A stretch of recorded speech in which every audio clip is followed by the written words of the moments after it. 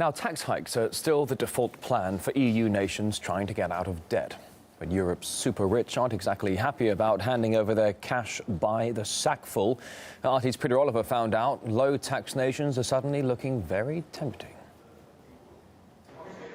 He's a leading man of stage and screen. However, European heads of state will be hoping Gerard Depardieu doesn't become the leader of a tax exodus by the super rich. François Hollande's decision to push through a 75% top rate of tax on those earning over €1 million saw the actor up sticks and head to Russia.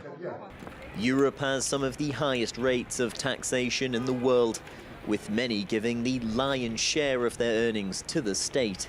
It can be a balancing act. Of course, you want to run a successful business. But if you make over a certain amount, you find yourself paying out huge quantities of tax, over 50%. There are warnings for Europe that when compared to low-tax countries like Russia, they could lose their competitive edge. If there are countries with low taxes and countries with high taxes, capital will flow to countries with low taxes, and the same is true for people with talent. There's always going to be people that think that taxes are too high, but a growing number are actually starting to think that it's becoming detrimental to the development of business. Richard owns a haulage company in Munich. Currently, he employs around 90 people, transporting everything from the small to the big and bulky, all over mainland Europe. He says that lowering the current rate of tax would not just make big changes to his business, but also to the lives of his staff.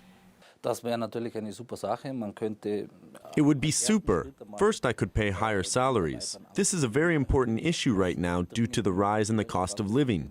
Also, I can invest more into the company and grow the business. Even employ more people. Everyone benefits. Something that is impossible under the current tax system. Those in power argue that the problem in European countries right now is that taxpayers want to have the best of both worlds. The phenomenon we face regarding taxes is that everyone wants to pay as little as possible.